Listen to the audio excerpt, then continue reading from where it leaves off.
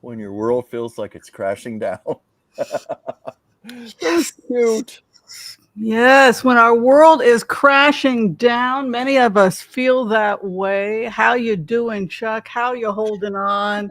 And I don't mean because you lost the turkey recipe. I'm talking you're just feeling laid low. As you can see, I just got out of a shower. Oh, you look great. You look all minimal makeup. shower fresh. I got lipstick, but that's about it. How you doing, Chuck? Fabulous. And I love the hat. I love Oh, it. yes, One that of my was favorites. Wendy. Wendy is the one Yeah. that designed our beautiful hat. So It's beautiful. early today for Thanksgiving. Many of you will be traveling today and tomorrow. I am leaving today at 2:30 for beautiful Seattle, Washington. I'm headed on the train. I'm headed on the train. How Yes, long does nice. it take you to get up there by train? 3 hours and 15 minutes. Oh my God, I love train travel. You know, I've Yeah. done a lot of it in Europe, but rarely in America. You know, but Europe is a very common form of travel, and I've always enjoyed it, especially staying overnight on a train. Yeah. So you know, what we've been talking about is a lot of people are thinking about leaving. They're thinking about leaving the United States. And I know you and I have talked about it last week. So if worse comes to worse and you want to get back on that train, There are a lot of great options. Trains to Mexico, trains to Canada. Canada, yeah. If you were just gonna just leave, if you, they've got $1 houses you can buy in Italy if you're just fed up. Well, I understand those $1 houses are fixer-uppers, meaning there's a Yeah, but you lot of. can do it if you're willing to do it yourself. You can save a lot of Well, money, and village life is really cheap. I love Italy. No, Yeah. things have been crossing my mind. I mean, if you're doing it yourself and you're buying your own stuff and you're hiring maybe one person and it takes you a couple of years, you Yeah. could probably do it yourself on a fixed income. Well, I wish I had stuck with my Italian classes. I need to get back to that, but Oh, you stopped? I know you were oh learning no, Italian. well, no, I didn't really stop. It's just, I just wasn't applying myself as much as I should have, and I wish now I had just really been going at it. So I'd be far better prepared if I had to leave for Italy. But I'm lucky. I have friends in England. I also have a good friend in Barcelona. I know someone in Amsterdam. So I do have a few options if I had to. Not that I'm looking to do this. We've both talked about this. In fact, I talked to a lot of your Yeah, you can get the golden visa if yeah. there are options. I think it's a big wait and see. A lot of us are feeling understandably frightened of this new administration, what's coming up, but we don't know how much of it is hyperbole, how much is going to be actual fact, how much are we going to be affected. I know you've stated a number of your reasons why you would not want to be in this country, just for the way they treat women, this administration's attitude. Yeah, I mean, you wonder if what has happened to our country, right? Yeah, exactly. Maybe this is who we always were, and you and I were just naive. That has occurred, I think, to a number of us. I think we're all going to be taking hard looks at ourselves in the coming months. There's a lot that we're going to be forced to face. But I mentioned to you before the show, I'm making a point of renewing my passport before January. I stupidly let it expire during the pandemic lockdown. You know what I'm saying? I'm not going to be traveling anytime soon. Financial, and of course because of COVID and so forth. And now I wish I did have a passport that was valid, but they make it pretty easy. At least right now it's easy. As long as you have your old passport, you can renew it even online. Right. So I think if I were you, I would take care of that. I'm sure a lot of people are. I renewed mine under Trump, and then I just had mine renewed because I lost it. I threw it in the trash at the. Yes. I was with you that day. Oh my God. Oh my God. What a nightmare that was. I was so hot, and I was carrying too much stuff. And I was also carrying water bottles and stuff, and I just threw it out. We were in, and he was so nice. He ran all over LA in 180% of humidity, 100 degrees, trying desperately to find the crap that I threw in the garbage. We never find it, but that's okay. And the air conditioner in my car was broken. You know what? We survived, and we ended up doing a great shoot, and everything turned out fine. And in the end, now my passport is renewed close to 10 years. So in a way, that worked out too. I'm glad that worked out. Maybe that'll be a lot to get. But I just don't feel.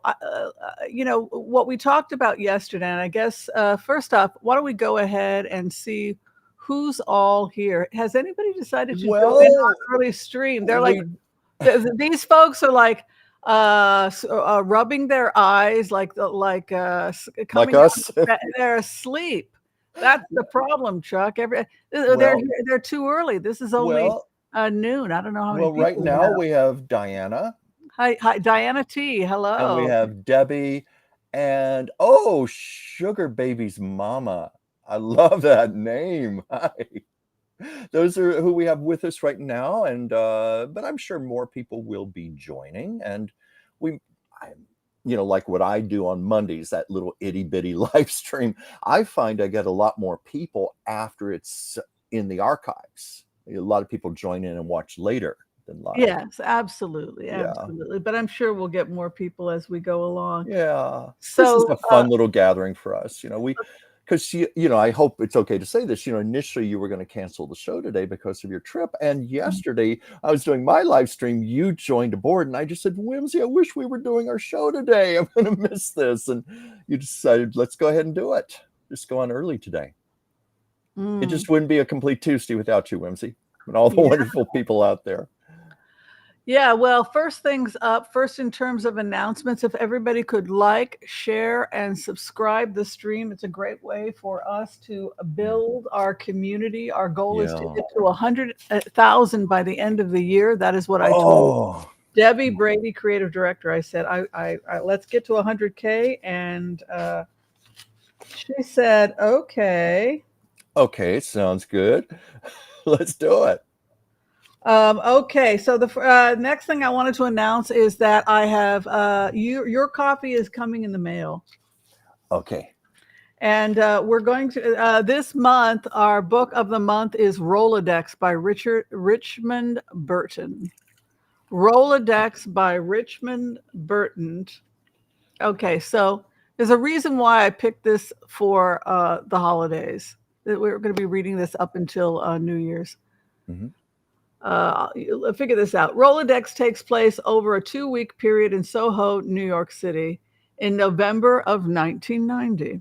Mm-hmm. It follows the interconnected stories of a motley crew of artists, curators, critics, and financiers who changed the art world and market forever. Although the names have been changed, the characters of Rolodex are very much real people, centered in the loss of Althea Bridges. She's a host, a young emerging artist coming together to make group art show, forming alliances, rivalries, and romances. The bunch become ripely entangled.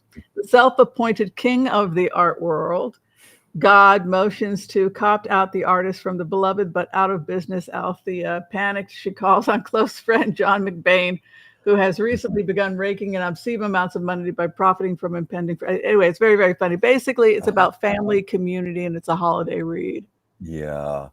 I miss Rolodexes. I'm sure you used one once upon a time. Our book of the month. It's available on Amazon.com. Yes, please go ahead. Well, you know what brings up a nice memory for me? I worked on a book with Bart Andrews, the late Bart Andrews, who wrote the I Love Lucy book. And we were working on a sequel together, which we had problems publishing because of politics with CBS and Lucy Arnaz and what have you. Yeah. But Bart had this incredible Rolodex. Pardon me, I had to put my coffee cup down. He had this incredible thick Rolodex, and it was filled with, this was when most of the I Love Lucy people were still living, like people who worked in front of the camera, behind the camera. Bart gave me the Rolodex and said, here, just go through the numbers and start calling people and see if you can set up interviews. So it was just incredible. It was like an I Love Lucy Rolodex. Everybody was in there.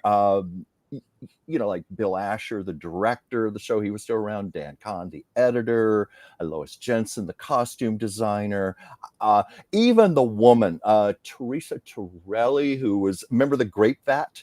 The Italian. Yes, I do. Her number was in there. And by the way, that was a myth about her not being able to speak English. She spoke fluent English. That was just for publicity, saying she only understood Italian. And that she nearly drowned her. That's hyperbole also. Lucy did not nearly drown, but even Lucy liked to tell that story in later years. I saw a photograph of the inside of the grape vat after they were done. The grapes were about that thick. About maybe an inch of grapes in there. And we're supposed to believe that she was going to drown in that.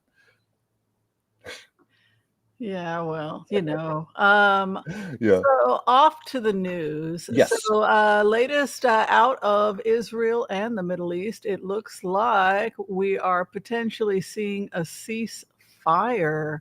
Wow. What do you think about all of that? AP News is even Israel has continued to strike Lebanon, but it looks like there may be a ceasefire with Hezbollah. Of course, Hezbollah is a proxy army based out of Lebanon that's been encroaching and attacking Israel. They are being armed by Iran. So many people feel like it's a way of Iran avoiding being completely obliterated by Israel, which is what would happen in a world war.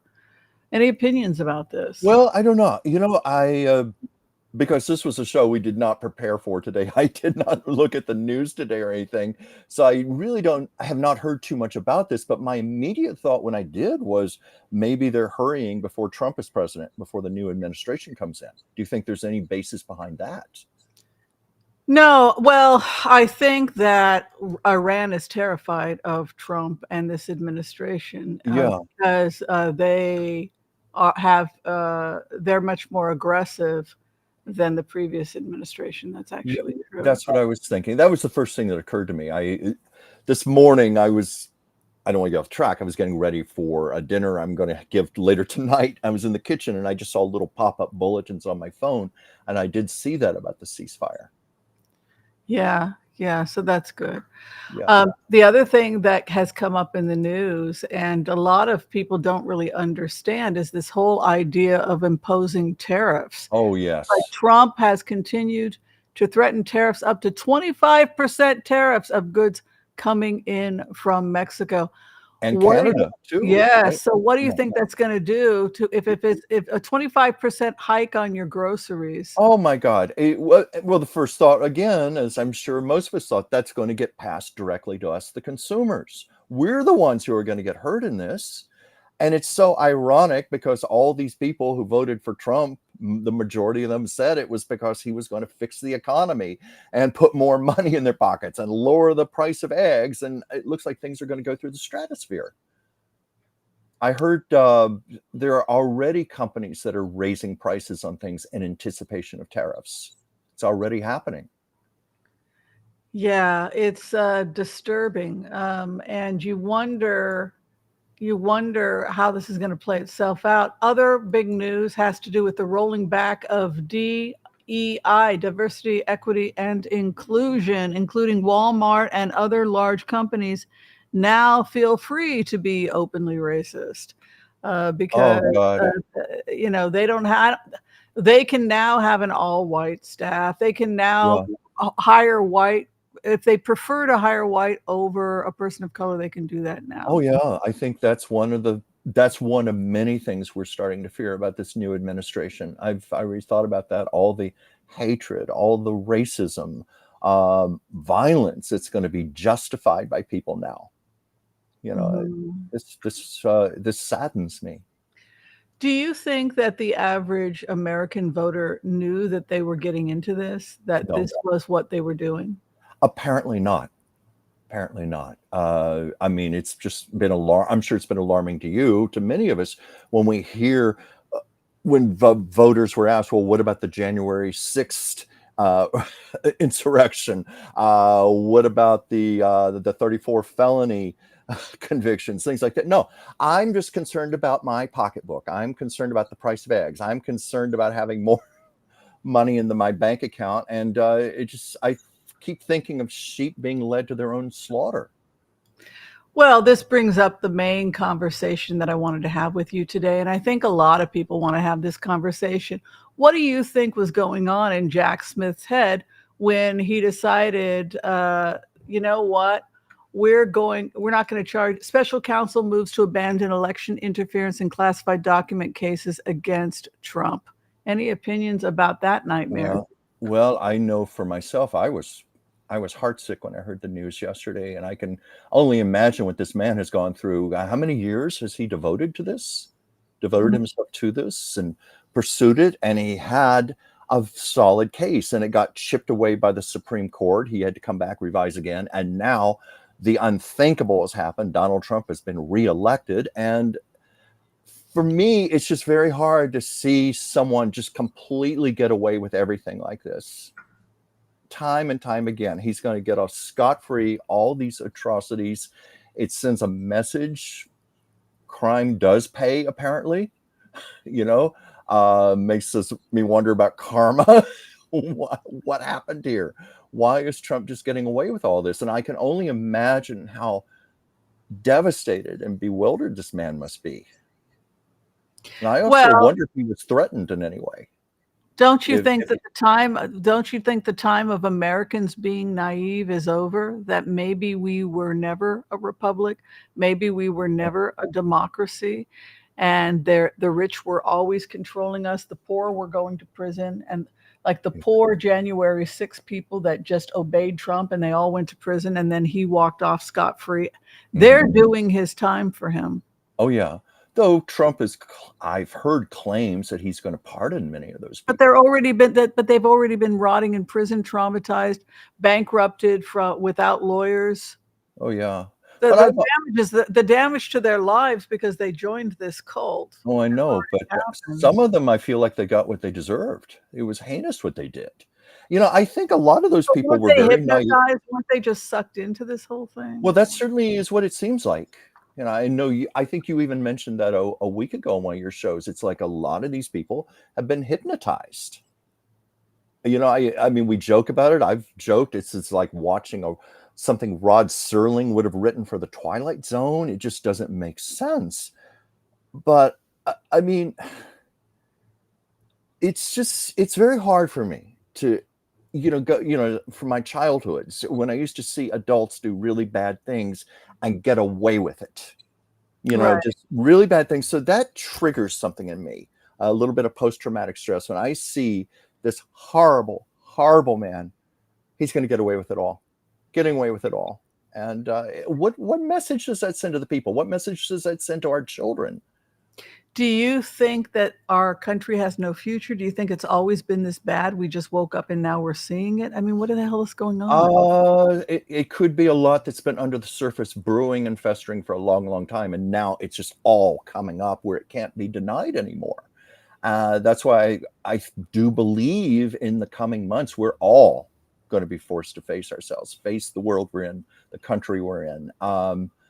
I think a lot of illusions, a lot of fantasies are going to be shattered. I don't know what your own feelings are about that.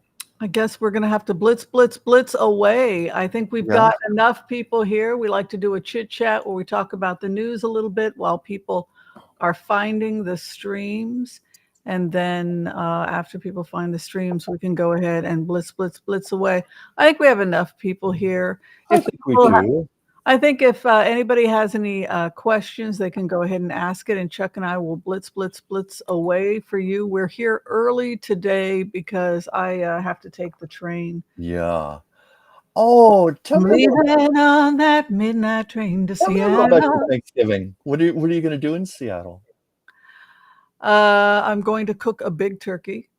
I'm going to feed my godchildren. That's lovely. Play the violin. Go for hikes in nature. That sounds divine, really divine. All that good stuff. Well, I also know what a very good cook you are. So I know it's going to be an excellent turkey. What about you? What are you going to be doing for Thanksgiving? Well, I'm having a good friend over tonight. I am cooking dinner as we speak. I've got it all in a crock pot right now. And if you see me looking to the side, it's making certain that my darling little Siamese princess does not get into it and knock it over. But she's coming over tonight. I'm cooking a specialty dish of mine, and that might be my Thanksgiving this year, because a lot of plans fell through for the actual Thanksgiving day. Friends I thought I was going to get together with aren't going to be available. I might have another invitation, but otherwise I'm okay. I'm very good at being by myself. I'm one of these people, I can have a party of one. You know what you could do? You could have a pre-made meal and then you just go and pick it up and then sit on the couch and just watch it. Well, I've done that many times, and sometimes it's fun. It's a day to put on old movies or watch a game or what have you. Sometimes I call family members on the phone. So I don't mind it. People will go, "Oh, that's such a shame you're alone on Thanksgiving." I'm like, no, it's no big deal to me. I feel the same way like New Year's Eve. I never like to go out on New Year's Eve, but I'm very good at like having a little split of champagne and getting some hors d'oeuvres from Trader Joe's and just making it like a little party, a party of one. So That's actually sounds pretty nice. I'm going to have a bunch of people climbing all over me. When do we eat? When do we eat? When do we eat? That's okay too. But even when I do get together with friends, many times we agree to have like an anti-Thanksgiving. By that, I mean, we have the turkey and all the fixings and what have you, but we just dress in old, comfortable clothes or sweatsuits and things like that and just enjoy ourselves and relax. Those have been some of my favorite Thanksgivings. So I was going to ask you something. Where are all your friends? Where's Andrea? Is that it? What's your best friend? What's her name? Anastasia. She's Anastasia. She's coming over tonight, and so I think that might be like an early Thanksgiving, because this is rare for me, because I am extremely challenged in the kitchen, culinarily challenged. What about your friends? What about your friends? You've got friends. Stephanie, Tammy, they're down in Palm Springs, but they're not going to be available this year. Plus, last year when I tried to drive down there for Thanksgiving, because I don't know how familiar you are with the desert around Palm Springs. Windy. Very, very windy. I mean, it was, and I have as you know, a little Miata convertible, and I once had the roof of my car rip off in desert winds. It was when I was driving to Vegas. Oh my God. And I had a little tiny tear in the roof, but those winds were so bad, it just went rip, rip, rip, rip. And the whole roof ripped back, and then in the wind, the fabric started tattering, and big chunks. Oh my God! What a nightmare. So stay home. When my friends told me, Marie calendars. Yeah, it may not be good to drive down to Palm Springs today. We're having like something like 70, 80, 90 per hour winds. I thought maybe I better not chance this. So I don't know what it's like this year. Well, let's do the Empath's prayer. If you have any questions for Chuck and I, we are ready to rock and roll. We've got all of our accoutrements here. We thought the show today would be about Thanksgiving. Where are you going to be for Thanksgiving? Tell us where you're going to be, with family, with friends. Are you going to be alone? What are you cooking? What you going to be eating? What you going to be drinking? Tell us who you are and join the conversation. As you all know, I'm going to be in Seattle baking a turkey for my dear friend Darlene and her children, who are godchildren. And we have, I guess, people are going to be coming in as well. So that's going to be fun. Yeah. So that'll be terrific. All right, let's go ahead and we'll do the Empath's prayer, and then we can blitz away. And if any of you need to receive a healing, let us know and we can send you good vibes. Yeah.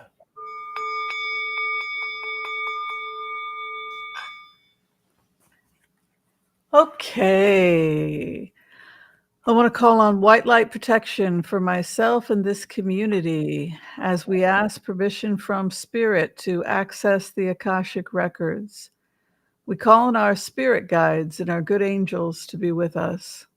Please give us the clarity and the wisdom that is needed to empower all of us on our journeys. And together collectively as a community, we say amen. Amen, everyone. Amen. Yeah, right, darlings. Let's see. Did we do the whole prayer, or did we just do part of the prayer? Why do I feel like we went through that too fast? Felt good to me. That worked. Okay, Whimsy, can you do a remote on Pastor J.D. Jakes and his attachment to Diddy? Do you know who Pastor J.D. Jakes is? I don't. I am embarrassed to say I don't know. Do you, Whimsy? No, but let's just the card. Shall we Google search real quick? Let's just throw cards. What is Pastor Jake's relationship with Diddy? Pastor Jakes.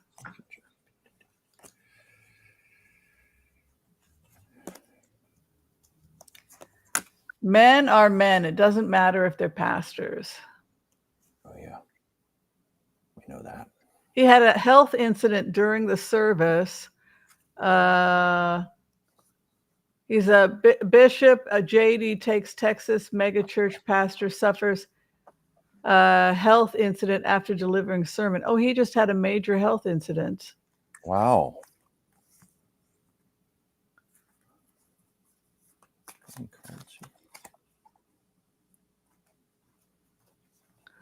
He was finishing his major health incident? Well, let's go ahead and see what the AP has to say about it. But it looks like he's a famous looks like Bishop J.D. Jakes, Texas megachurch, suffered a health incident. And they say it's a slight health. Jakes. Well, because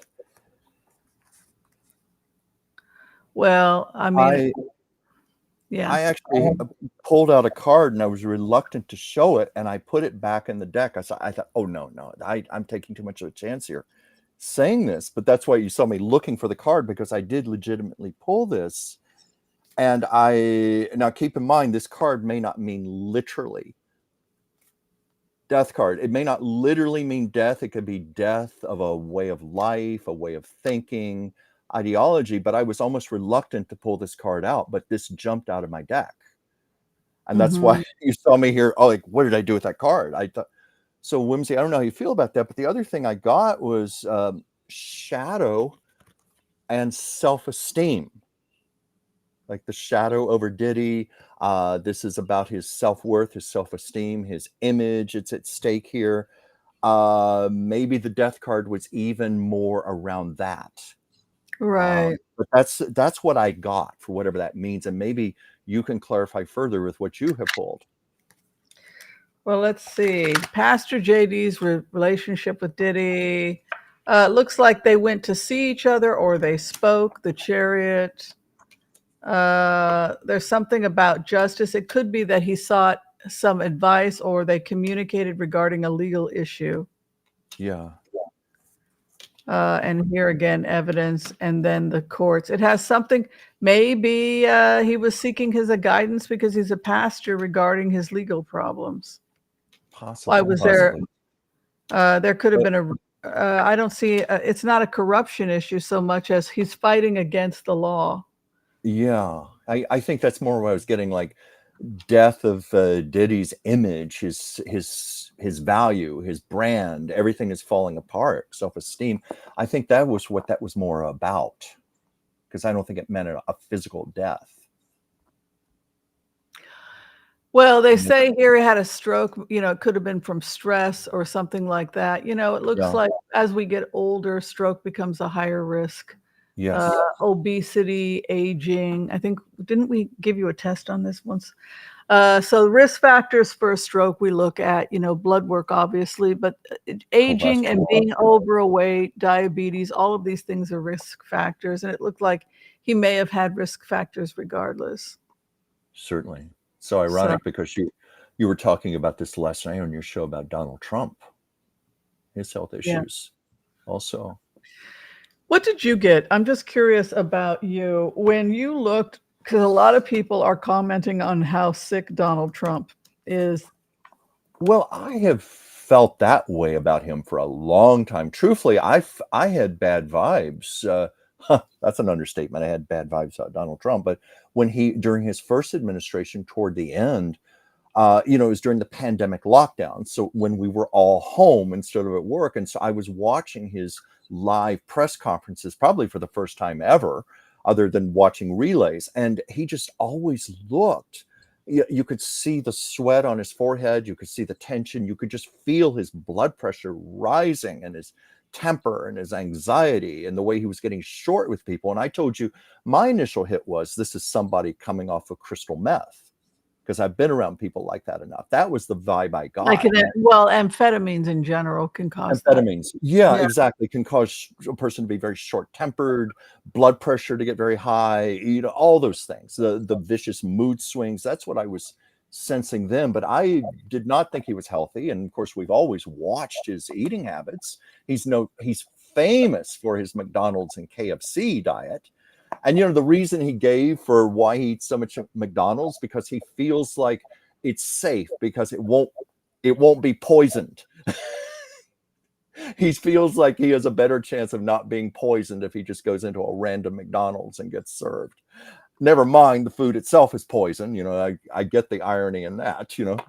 Well, I think he's also, some people would argue he's a little kid. He's got the emotions of a little kid, so he eats like a little kid. So I thought the same thing. Go ahead. How many times when we were little kids, I want a banana split for dinner. I want a cheeseburger. I want a cheeseburger. That's the image I get of Donald Trump, throwing a tantrum if he doesn't get his Big Mac and fries. Right. How bad it is for him. And you wonder, what the hell are they doing? In the case, These are boys. These are not men. I'm sorry. These are boys. Mm-hmm. And they eat like boys, you know? And that's Yeah. the bottom line is that they eat like Oh boys yeah. because that is a horrible look at this. Look I what's on the know. table. I know. Look what's on the table. I Okay, so saw let that me tell picture. you what's on the table because I analyzed this and the smiles on their face. Look at how happy they all are. They're Trump all looks like so he's damn passing. happy to get this menu, okay? Trump And looks like he's passing gas, frankly. But right, anyway. and then RFK looks like, "I know this kills me, but I had to do it for the camera," right? Like, you know, like, "They made me do this." Of Well, course, he has you to know, do dang everything they tell I him. mean, that's you know dang well RFK Jr. does not eat this type of food. What the I hell is know, this? but I like your impression of him. It's like Katharine Hepburn on crack, you know. Right, right. So what we have here is we have a Big Mac, Uh-huh. we have super fries, Uh-huh. and we Supersize me. have chicken nuggets. McNuggets. And as you can see, Elon has asked for every single flavor to dip and ketchup too. Uh-huh. Uh-huh. Oh my And God. over here, RFK Jr. has only one sauce. Oh, only And one. Okay. yes, but what's interesting is that you go back here and you look at Trump. Trump has a fish witch sandwich. The blue was a fish witch sandwich. So what did he tell himself when he ordered the fish witch sandwich? He probably said, "Hey, Elon, I got myself a fish witch too because it's got omega-3s in it." You beat me to it. I was going to say that. But that's what he got. So instead of the chicken nuggets, Trump got a fish witch, a McDonald's, and super fries. You I'm can see sure. that. You can see what's on the one. I am sure if there were any remaining omega-3s in there, they got killed either in the deep fry grease or they got nuked in the microwave or something. I worked in a Burger King Really? one summer when I was a kid, and I know all the horrible stuff. You know, we would drop food on the floor all the time. The manager would make us pick it up and still serve it, things like that. Are you The serious? Oh, I'm very serious, very serious. And the grease, you know, that grease you'd Oh, fry that's the apple pies in and the disgusting. fries and everything, that grease got changed only once a week. Yeah, this is a better shot. Okay, like I really Yeah, examined it. You can see the fish witch because of the the blue. That's a fish fish witch. wish. I love those fish witch sandwiches. And I also see the multiple sauces that Elon wanted, as Oh, opposed to over here where it's only one sauce. And then in the back, Donnie doesn't want the chicken. He didn't get the chicken or the sauces. oh, well, he's cutting back. He's watching his figure. But, you know, I got to really meditating on this because I'm a remote viewer, right? And so Yes. of the person who prepared the trays, this tray is for President Trump. This tray is for Elon. What did Uh-huh. Elon order? What did Robert Kennedy order? And but what really is telling about this picture is I laughed my head off looking at RFK Jr. He Yeah. looks so damn. He looks like he's been caught with his mistress. You Uh-huh. know, like he got caught leaving Oh. a home of ill repute or something. I don't know. Well, Gotcha. I would feel that way if I got photographed with McDonald's. I haven't eaten in a McDonald's in I Because you're think 20, spoiled. It's because 20 it's years. because your boss spot. No, I take you for good burgers. We're I going for burgers. know. Should We've we gone for admit burgers. where we used to go? Astro Burger. We went Astro to Astro. Burger here in Los Angeles. They have great Incredible. burgers. Yeah, they You have have to great wait burgers. about 20 minutes to get your food because everything is made by hand, cooked fresh on the spot. But it is so worth it. It's so good. If you know, it's like Greta Garbo We and Gaylord Hauser, you know, both of them big health nuts. But someone was telling me that when she used to come out here to LA in the 80s to visit friends, they used to love to. Did you ever go to the Apple Pan on Pico Boulevard? I love it, love it. Love the Well, apple pie. anyway, get this. Greta Garbo and Gaylord Hauser used to sit at the counter on the stools. And someone later said, how you preach health food. Why are you here eating burgers and stuff? And she said, well, if I'm going to eat junk food, I'm going to eat good junk food. So I think that's the attitude.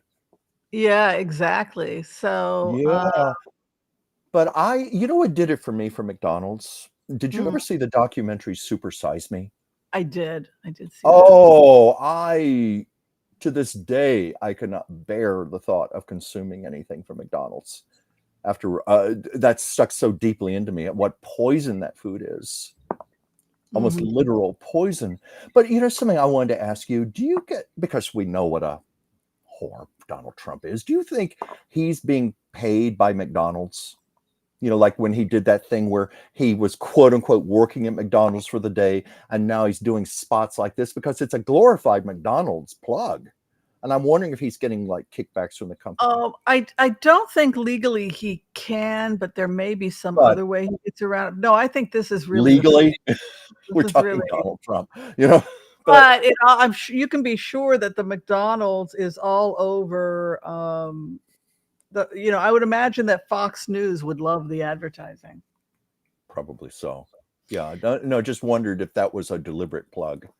I mean, the way they were all angled, that was a posed picture, very carefully posed, and the way the food was positioned. Yeah, so I mean, the like logos and everything. Yeah, somebody fixed those trays and made sure everyone got what they ordered, which I don't think that was a spontaneous picture. And you know, another tip off, and you know, like you were discussing last night about Trump's use of heavy makeup. right. That photo to me looks photoshopped of Trump's face, his skin, and everything. He looks a little too glowing, a little too healthy. But And I'm wondering if it was doctored up. right, Some. but PBS had the same pictures, and that's a Getty image, right? So Yeah, but nonetheless, it had to be released by Trump and his people, and I'm wondering if they doctored it up first. no, it wasn't. Which one are you talking about? That one? I'm talking about the one where they're on the plane posing with their McDonald's. And if you look at Trump's face, he looks a little too suspiciously healthy. Oh, you know, that forced smile on his face and everything. That's why I wondered if it was doctored up a little. yeah, maybe. On the launch, though, people had said he can't possibly have been that unhealthy looking. But these are pictures coming out of Getty, and they have not. Getty won't do that. Yeah. The AP and Getty is not going to be. But I meant, could the picture before it was released to them have been doctored? Before AP released by who? The photographers for the Getty? The Getty wouldn't have. No, I mean by Trump. Well, it's the press pool. It's the press pool. Oh, I see. Yeah. And then here's the press pool, and this is released by Reuters, and you can see, look at his lips. Yeah. Well, you know, the thing also I noticed, and I don't know if others did, but it looked like, you know, there's an old trick. You know, it's been used for decades with actors in movies and so forth, where they put a special filter over the lens, or they shoot slightly out of focus. But they're not shooting. This is the press. This is Reuters. Okay. That's what I'm trying to say. It's not his personal photographer. But to me, it just looked like Trump's face had been slightly digitally blurred a little. That's how it looked to me when I saw it. Oh, yeah. Well, like I agree with you about the makeup, the lips. Well, they might have been moving. It might have been done when they were in motion. Maybe that was it. That particular image. But if you look at all of the, if you look at PBS and if you look at the Getty photographers that are not going to be doing that, you still get the same images out of, because I will look to Getty if I'm confused, and here's the Getty image. Yeah. And but even in that picture, look how Trump's face is kind of shadowed, darkened ever so much, you know. Well, he's got a hat on. Oh, I know, but I mean it, but it seems deliberate at the same time. The reason I'm suspicious is because I live in LA. You know, I know people in movies and so forth. This is a common trick, especially when people are getting a little older or something, you know, like shadow the face a little, shoot a little out of focus, use filters. So you're saying he's even sicker, that he's even possibly looks worse. It just feels suspicious to me. It is. I'm just giving you initial gut responses I had Well, when I saw that. U.S. military doesn't, and so U.S. military is showing the same. I think he looks worse without the filter. Here he is without a filter, which is Oh, he does. He so does. here's military.com, no filter, Yeah. and he's I, worse. you know what else I thought, and I know this is outrageous, but I'm sure you watch SNL. There's a actor on there. They put prosthetic makeup on him to make him look like Trump. Trump, Right. they give him like the turkey, that neck with the crease and everything. That when I saw this, my first thought, and I know this is probably not true, but I thought, is that an actor wearing prosthetics impersonating Trump? Just for image, because I keep thinking about those rumors that were floating around that there were doubles for Melania Trump during the first administration because she didn't want to go make appearances. So he had these lookalikes that were photographed at a distance, very carefully pretending to be her, allegedly. And I was wondering, would Trump try something that outrageous? I don't think so, but to me, it looked like he did have, when he was exiting and entering Mar-a-Lago, he would sometimes have. That's right. That's right. I knew I had seen it somewhere. Yeah, but this is they were talking openly. Yeah. I haven't seen all the video. Yeah. The other thing that came up that's been big in the news regarding, people thought it wasn't Trump. There was a rumor going around that it wasn't Trump, but it is Trump. That's what we're trying to say. I say that people can't believe he looks this bad, that he's this sick. And I'm saying it's really him, and he's really that sick. Because admittedly, I only saw a few seconds of the video, but that was the hit I got. But I think also because, as you pointed out, the makeup was so heavy, I couldn't help but think it looked like prosthetics. Like an actor wearing prosthetics pretending to be him. And I see here Debbie said, Chuck, yes, I didn't think that was Trump. But I agree with you, Whimsy. That would have had to have been him. But I think it's with Trump, I wouldn't put anything beyond him. Yeah. Yeah. So this latest conversation that's been coming up, and it's got people whipped into a frenzy, has to do with the fact that is pay to play now becoming legal in DC. A lot of people supposedly that are getting top advisory jobs are either associated or linked with foreign governments. Gee. Or there's a quid pro quo. Are you surprised at how brazenly corrupt this administration is? Well, it's like I said, I just don't put anything past Trump anymore. And I know for myself, I think I had myself psychologically already prepared for the worst of the worst of the worst. And he's just delivering on that. I mean, I saw a political cartoon last week where it was a cabinet meeting and it was just a bunch of people in clown makeup, a bunch of clowns sitting around the table. It's so many atrociously unqualified people and with dubious connections. And it's like Donald Trump wants to strike a match and start burning the country down. Right. And I've even wondered, with all of these unqualified people together heading these very complex departments that they don't have the first idea what to do, if the first months it's just going to be mass chaos and confusion where they're going to be paralyzed in place, or they're just going to start imploding on each other. That's the next question that I wanted us to get to today, actually. Yeah. Okay. Is and this is something that's becoming really, I think it's going to be, really impossible to keep this from happening, because Elon Musk is trying to rebrand the Republican Party for a young, hip, cool male, similar to what Reagan did in the 1980s. Yeah. And I guess that my question to you is, you need to go rescue your cat?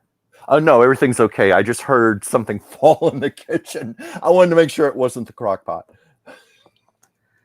There's really a problem starting to happen between Elon Musk and the GOP and his version of what he wants the Republican Party to be profitable financially. He had to bail them out, right? So he wants all of these things to be cut, right? All of these to cut spending, and well, I don't know. I just think it's so ironic. The GOP has always based itself on money and power. And now here's a man who's got, the old saying, got more money than God. He's bailed out the party and basically owns it now. So I don't see where they're going to have any choice but to bow down to Elon. He's got the money, he's got the power. And to me, that almost feels like a little bit of karma. Yeah, and it also means that he has the power to move the Republican Party in the direction he wants to move it in, which is, well, I think he wants to move it away from religion towards industry and entrepreneurship and that sort of thing, which, by the way, I'm not totally opposed to, but the sexism, his sexism has really driven people off of X and away from, heading to blue sky. I mean, have you joined yet? I haven't joined yet, but X has just become repugnant. I don't know if you looked at it before. I know you're not on there now, but did you ever look at it lately? I mean, it's so misogynistic. It's so violent. I mean, X is pornography on there. Yeah, I left X. Yeah, it's just a big cesspool now. It's really awful. Energy from it looking at it. And I will be going over to blue sky. But it's so ironic because the GOP is trying to pander to the Christian nationalists, and now here's the man who's probably wouldn't you say Elon really owns the party now? He's the mastermind now. He and Peter Thiel bailed the party out. They had an aging candidate. They needed to make Trump sexy and cool to young male voters, and they used a lot of media, including X, to do it. And so he basically bailed them out. He paid off their debts and used and began to be. He's the cool, hip alpha male that every other male wants. Well, he's the cool nerd, and so he was able to, get Rogan involved. Joe Rogan got involved. RFK Jr. And it drew a very masculine incel crowd. Yeah. But it also, all of this plays to short attention spans. The young men addicted to their TikTok and their X and what have you just want sound bites, which Trump always excelled in. Short, little dramatic sound bites and things. I have my friend Stephanie, she's a therapist and she does a lot of media, and she was hired to do these little segments talking about various aspects of sexuality. And she had these 2-3 minute videos, and the director stopped her and said, no, you got to make these less than 30 seconds because your core audience is going to be young men in their 20s, and they don't have the attention span to sit through 2 or 3 minutes, which is sad. Very sad. And she hated hearing that, but that's what the director said. You've got to look at this realistically if that's who you're targeting. Well, let's go ahead and we'll take a look at the future of the GOP in the next couple months as we transition to a Trump presidency. Are we going to see civil war in the Republican Party as the evangelical church attempts to fight to control? You've got Elon on one side and the church on the other. Who's going to win? Let's take a look at the civil war in the GOP. Okay, I'm just going to see what comes up here.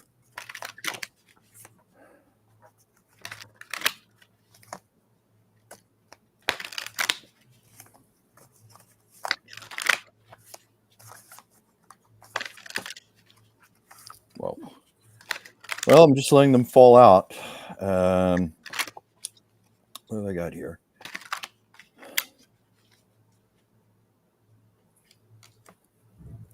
I don't know if I'm getting specifics here. It's like civil war, but I'm getting definitely turmoil. I just keep going to the cards fall out, and this is what I got. I got things like discontent, exhaustion, shame, competition, which to me implies a lot of bickering, a lot of fighting back and forth. And then I got truth. Out of all of this, the truth is going to start rising to the surface. And I think maybe even in the next 2 months, we're going to see a lot of truth coming up. I don't know if it's going to change anything, but it's going to be there. That's what I'm getting from this. The good news is that Elon Musk is right that money gets burned and wasted in DC, often by Republicans more than Democrats, and that if we can slash all of that, it would be good for America. And it's very noble for him to want to aggressively, we're going to be on the Dave Ramsey program, the country is, and we're going to pay down our debts, right? You know, we're going to be on rice and beans. So when Elon Musk says it's going to be very difficult for Americans while we pay off this $2 trillion or whatever it is, what he's saying is it's not going to get better. It's rice and beans. And it's rice and beans because it is my responsibility. I have chosen as Elon Musk, I'm going to get us out of debt. Come hell or high water, we're going to be solvent as a company, as a country. And that means that everybody better be prepared for rice and beans. It's not going to get better under Trump. We're going to pay this damn debt off. So that is the mindset I get into with Elon Musk, which means that in a positive way, lobbyists are not going to get far with him in that respect. So Six of Swords is he's trying to move the party and the country towards smoother waters. So again, this is my opportunity as a remote viewer to say to people, nobody thinks they're evil. Elon Musk doesn't sit around in his ivory tower, the richest man alive, and say, I am evil. No, he says, how do I fix it? How do I fix it? How do I fix it? We got to get that trillion. He thinks he is good. Trump thinks he is good. They all think that they're good people who've been horribly misunderstood. Evil people never think that they're bad. Well, you know, go ahead. I didn't want to interrupt you, but when I was taking acting classes with Dee Wallace, that's one of the things she taught us when we had to play a villainous character. She said, villains rarely think they're bad. They think they're perfectly justified in their behavior. And like you said, some of them think they're doing good. And she said, that's the key to playing a villain. Well, it was Fatal Attraction when who was the actress who played Fatal Attraction? Glenn Close. Yeah, when she got a lot of coaching when she did that because she went into it with, you know, the voice in her head, everything I do is I'm the victim, everything I do is justified. She was like Hamas. Her mindset when she took on Fatal Attraction was, I'm going to be like Hamas. I'm going to play this role like, well, everything I do is just. Well, of course I boiled your bunny.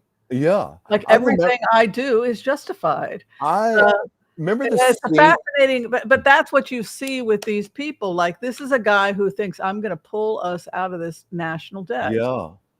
I'm just thinking. And that is his destiny to do it, but that doesn't mean it's going to be easy life. It's the debt, it's the money. And Queen of Swords. The other thing I would say is that Elon Musk is not nostalgic in that respect. He's not romantic in that respect. He'll drop you like a hot potato. Queen of Swords is like, bye, see ya. So this is the guy that's not going to be weeping at the funeral. There's a really dark, heartless side of this person. There he is. He's going to war with the debt and his opposition. So he's basically plowing through everything. And of course, the Democrats are freaking out. Don't touch Head Start. Don't touch the education department. Two of Pentacles. He is trying to legitimate things that should be. I would love to see us cut a lot of U.S. spending. That's a lot of pork and junk. I agree with him. Look at him. Evidence also. But I just don't. I'm worried about what they're going to be cutting. Don't cut Social Security, you know, things that we need. Medicare. There's exactly. And then his final outcome is he's going to be fighting. So he's fighting from multiple. He will be fighting everybody in DC by the time this is over. Oh yeah, I was from those cards. I got definite like cacophony, chaos, resistance, competition. Yeah. But I still think a lot of truth is going to come to the surface. It may be a lot of ugly truth we don't want to see, but I think it is going to come up. It won't change anything. I think ultimately this is going to be good for America because at the very least, we're going to have to take a look at wwho and what we really are. Well, I'm glad to hear you say that. Is our representative a man in adult diapers, poo-pooing on himself, ranting and raving, having temper tantrums, eating junk food, screaming about his the right to the Second Amendment and my right to tell you what I feel? Why do you think they love the First and the Second Amendment? Because every little boy would love to have the First and Second. My right to say whatever I like without consequences, and I'm not going to go to my room and here's a gun. So, unfortunately, I mean, it's open we got the president. So much interpretation. Well, it represents us. This president represents us. We are that brat. Yeah. We are that cowboy. It's like the way the Second Amendment gets reinterpreted. You know, the founding fathers, when they wrote that, that's when we had muskets with little metal balls and gunpowder, and we could fire one at a time, or we had bows and arrows. Yeah, they did not write that with the realization one day we were going to have machine guns that could fire like 500 rounds at once, you know.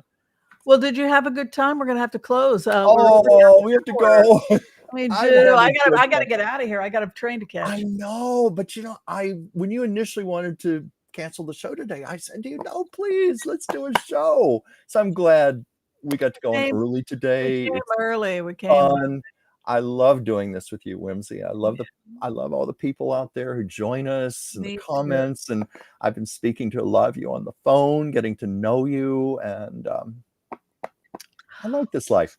Yeah. So any announcements you have to make before we close the None that I can think of. Let me see. I do have my own channel, Chuck's Captivating Chronicles, with old Hollywood stories. I Love Lucy stories.